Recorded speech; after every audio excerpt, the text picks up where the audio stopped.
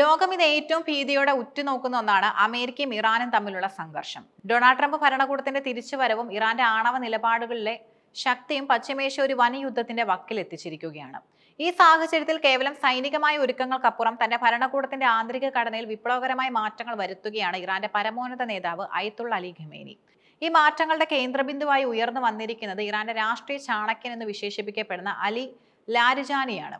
American പടക്കപ്പലുകൾ Persian ഗൾഫിൽ തമ്പടിച്ചിരിക്കുമ്പോഴും Iran കുലുങ്ങാത്തതിന് പിന്നിൽ കൃത്യമായൊരു പ്ലാൻ ബി ഉണ്ടെന്ന് രാഷ്ട്രീയ നിരീക്ഷകരും കരുതുന്നു.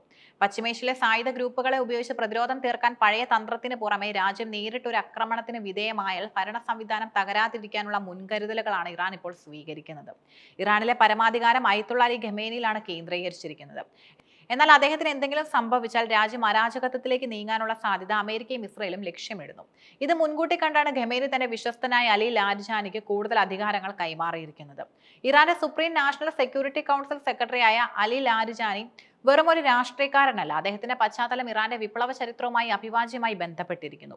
ഇറാനിലെ അതീവ സ്വാധീനമുള്ള ഒരു മതരാഷ്ട്രീയ കുടുംബത്തിൽ നിന്നാണ് അദ്ദേഹം വരുന്നത്. അദ്ദേഹത്തിന്റെ സഹോദരന്മാർ ഭരണകൂടത്തിന്റെ വിവിധ ഉന്നത പദവികൾ അലങ്കരിച്ചവരാണ്. ഇസ്ലാമിക് റവല്യൂഷണറി ഗാർഡ്സ് കോർപ്സിന്റെ സ്ഥാപക അംഗങ്ങളിൽ ഒരാളായ അദ്ദേഹം സൈന്യത്തിനുള്ളിൽ വലിയ ബഹുമാനം അർഹിക്കുന്നു.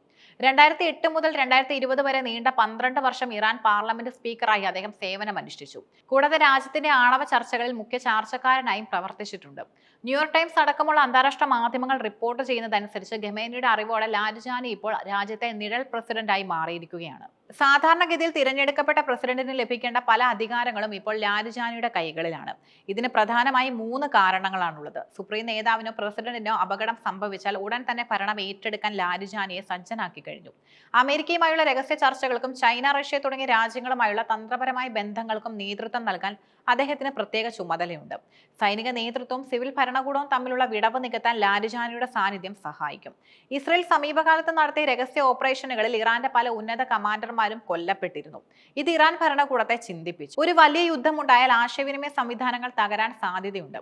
ഇത് പരിഹരിക്കാൻ ഇറാൻ തയ്യാറാക്കിയതാണ് ബഹുസ്തര നേതൃത്വ പദ്ധതി. ഈ പദ്ധതി പ്രകാരം ഓരോ പ്രധാന പദവിക്കും 5 തലം വരെയുള്ള പകരക്കാരെ മുൻകൂട്ടി നിശ്ചയിച്ചിട്ടുണ്ട്. ഒന്നാമൻ കൊല്ലപ്പെട്ടാൽ രണ്ടാമൻ സ്വാഭാവികമായും ആ പദവിയിലെത്തും. ഇതിനായി കാലഘട്ടങ്ങളിലുള്ള ഉദ്യോഗസ്ഥർക്ക് സ്വതന്ത്രമായി തീരുമാനമെടുക്കാനുള്ള പരിശീലനം നൽകി കഴിഞ്ഞു.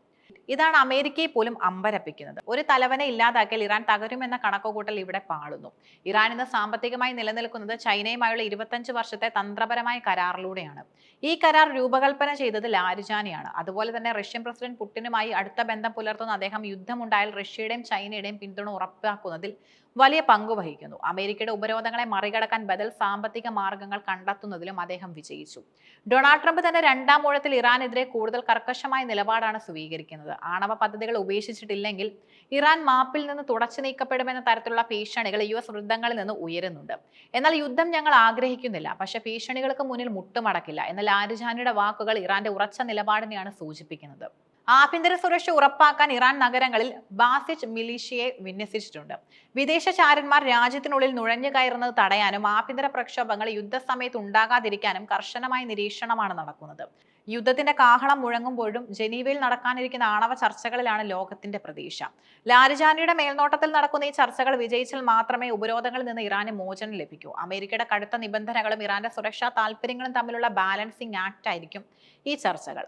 അലി ലാരിജാനിയുടെ ഉയർച്ച കേവലം ഒരു വ്യക്തിയുടെ രാഷ്ട്രീയ വിജയമല്ല, മറിച്ച് ഇറാൻ എന്ന രാഷ്ട്രം നേരിടാൻ പോകുന്ന ഒരു വലിയ കൊടുങ്കാറ്റിന് മുന്നോടിയായുള്ള പ്രതിരോധ കോട്ട നിർമ്മാണമാണ്. പശ്ചിമേഷ്യയിലെ ഭാവി സമാധാനം ലാരിജാനിയുടെ നയതന്ത്ര നീക്കങ്ങളെയും ട്രംപിന്റെ സൈനിക തീരുമാനങ്ങളെയും ആശ്രയിച്ചിരിക്കും. ഇറാൻ ഇന്ന് സ്വീകരിച്ചിരിക്കുന്ന ഈ പ്രതിരോധ നിലപാട് സൂചിപ്പിക്കുന്നത് അവർ ഒരു ദീർഘകാല യുദ്ധത്തിന് മാനസികമായും ഭരണപരമായും തയ്യാറെടുത്തു കഴിഞ്ഞു എന്നതാണ്. ആഭ്യന്തര സ്ഥിരത നിലനിർത്തുന്നതിനൊപ്പം അന്താരാഷ്ട്ര തലത്തിൽ തങ്ങളുടെ സ്വാധീനം ഉറപ്പിക്കാൻ ലാരിജാനിയിലൂടെ ഇറാന് കഴിയുമോ എന്നതാണ് ഇനി കാണേണ്ടത്.